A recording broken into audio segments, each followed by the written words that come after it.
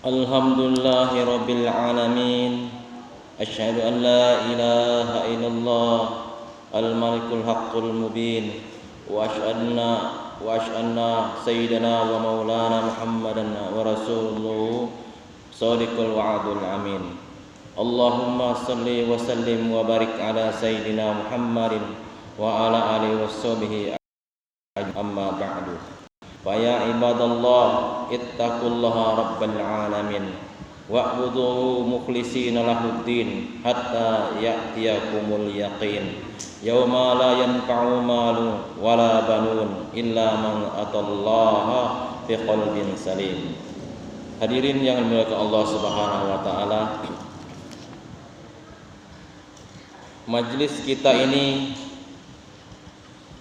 Majelis ini kita isi dengan pujian-pujian kehadiran Allah Subhanahu wa taala. Sebagai rasa syukur kita atas karunia yang begitu besar yang diberikan oleh Allah Subhanahu wa taala kepada kita. Terutama karunia besar yang diberikan Allah SWT kepada seorang manusia, yaitu karunia iman dan Islam. Barang siapa diberi karunia iman dan Islam, maka ketika itu juga dia telah menjadi orang yang semulia-mulianya manusia. Iman dan Islam adalah tanda bahwa Allah Subhanahu wa taala cinta kepada seorang hamba. Iman dan Islam adalah tanda bahwa seorang hamba akan menjadi raja-raja di surganya Allah Subhanahu wa taala. Hadirin yang dimuliakan Allah Subhanahu wa taala, apabila ada iman dan Islam dalam hati seseorang, maka apapun yang terjadi akan menjadi baik bagi kita. Kalau kaya baik, dengan kaya dia akan tambah amalan. Kalau miskin pun dia baik, karena miskin akan menjadikan sedikit urusannya di dunia dan di akhirat. Kalau sehat baik, dengan sehat dia tambah kuat untuk berbuat kebaikan. Kalau sakit pun baik, karena dengan sakit akan berguguran dosa-dosanya. Hadirin yang dimuliakan Allah Subhanahu wa taala, jadi apapun baik, hidupnya menjadi dia baik karena bertambah pahalanya, maka mati pun menjadikan dia baik pula karena akan menghadap kepada Allah Subhanahu wa taala. Hadirin yang dimuliakan Allah Subhanahu wa taala, bahkan para ulama mengatakan, kalaupun di dunia ini tidak mendapat kesusahan dan kesulitan, kita perlu mensyukurinya, karena kesusahan dan kesulitan yang ada di dunia ini akan mempunyai hikmah yang besar. Dengan kesusahan dan kesulitan tersebut menyebabkan kita kurang betah di dunia, sehingga akhirnya kita akan bertambah rindu kepada kampung akhirat. Dan juga amalan kita pun akan kembali baik ataupun bertambah. Dengan kesusahan dan kesulitan, Allah Subhanahu wa taala akan mengampuni dosa-dosa kita. Allah Subhanahu wa taala berkuasa mendatangkan berjuta-juta kesusahan. Kok dia mendatangkan hanya kesusahan itu?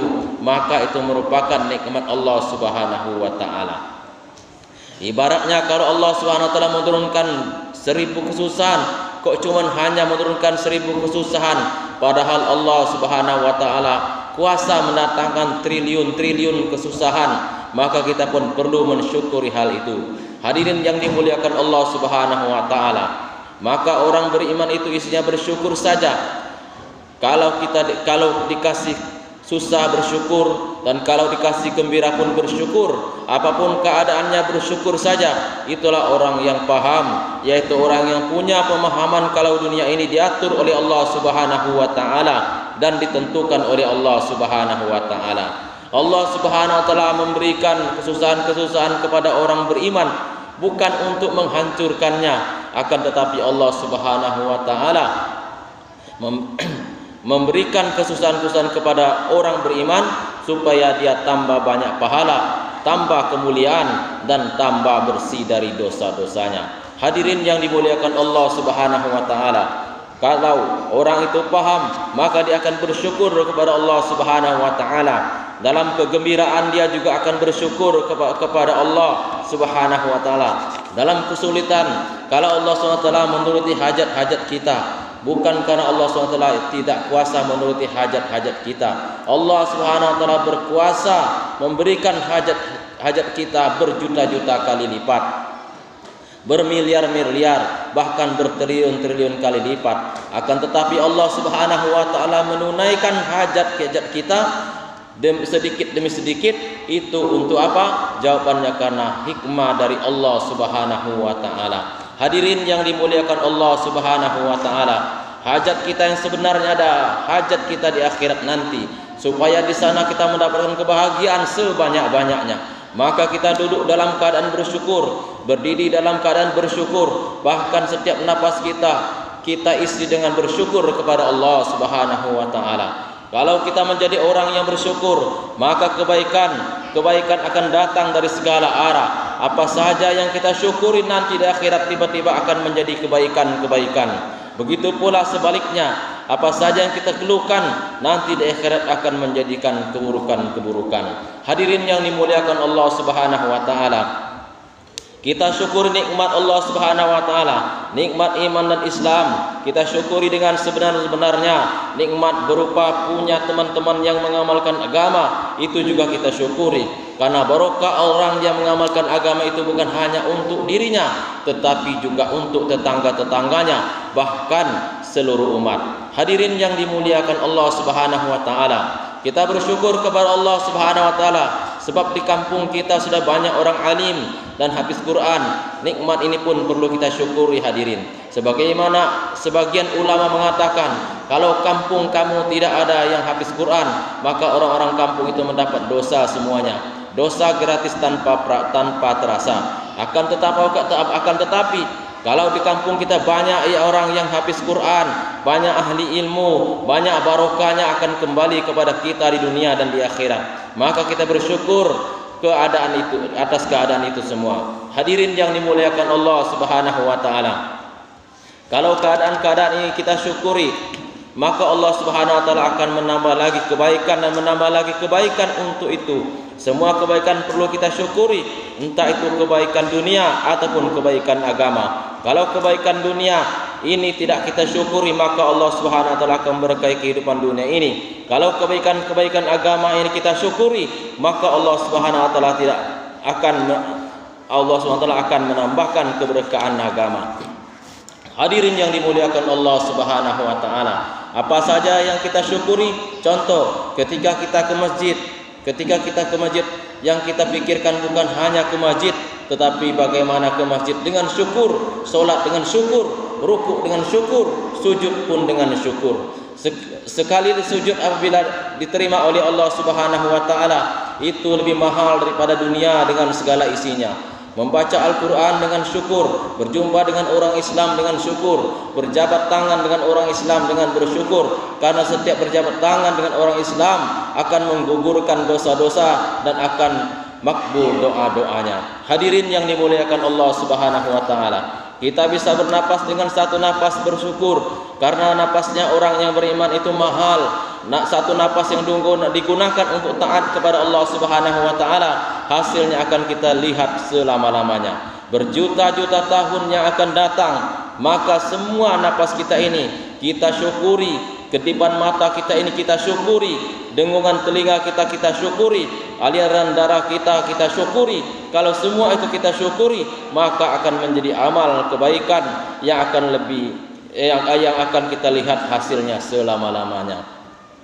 Ja'allahu wa iyyakum minal faizin wal aminin wa dakhalna wa iyyakum fi zumratil muttaqin al mu'minin al mukhlisina muqinin. A'udzu billahi minasy syaithanir rajim. Bismillahirrahmanirrahim. Wal asr innal insana lafi khusr illa alladziina amanu wa 'amilus solihati wa tawassaw bil haqqi wa tawassaw bis sabr. Wa qul rabbighfir warham wa anta khairur rahimin.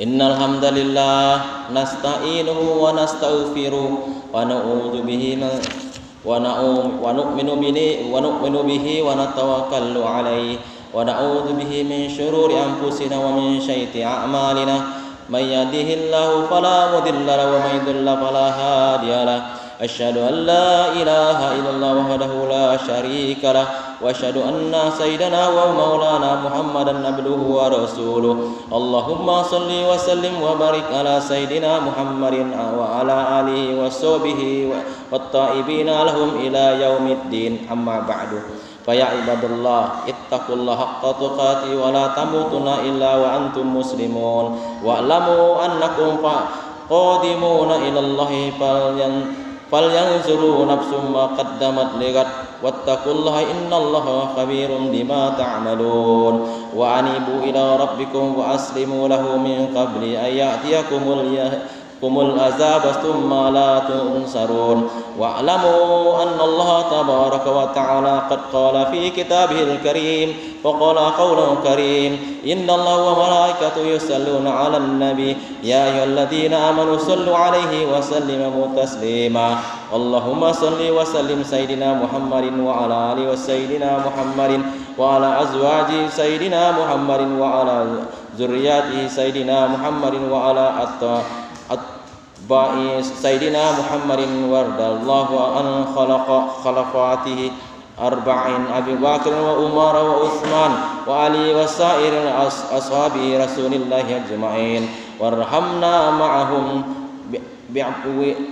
بعفوك وكرامك يا أرحم الراحمين ربنا اغفر لنا ذنوبنا وإسرافنا من أمرنا وثبت أقدامنا وانصر على القوم الكافرين اللهم اغفر للمؤمنين والمؤمنات والمسلمين والمسلمات الأحياء منهم والأموات إنك سميع قريب مجيب دعوات اللهم اهدنا واهد الناس واجعلنا سببا لمن اهتدى اللهم اهدنا واهدنا أهل بيتنا وقريتنا وذرياتنا من بعدنا وجبريلنا وأهل قرياتنا ومن حولنا ومن هوى عليها أجمعين ربنا اغفر لنا ولوالدينا والذين سبقونا بالإيمان ولا تجعل في قلوبنا غلا للذين آمنوا ربنا إنك رؤوف رحيم ربنا آتنا في الدنيا حسنة وفي الآخرة حسنة وقنا عذاب النار وصلى الله على سيدنا محمد وعلى آله وصحبه أجمعين والحمد لله رب العالمين فيا عباد الله إن الله يأمر بالعدل والإحسان وإيتاء ذي القربى وينهى عن الفحشاء والمنكر والبغي يعظكم لعلكم تذكرون فاذكروا الله العظيم يذكركم واشكروه على نعمه يزيدكم وأسلموا من فضله يؤتكم ولا ذكر الله أكبر وأقيموا الصلاة.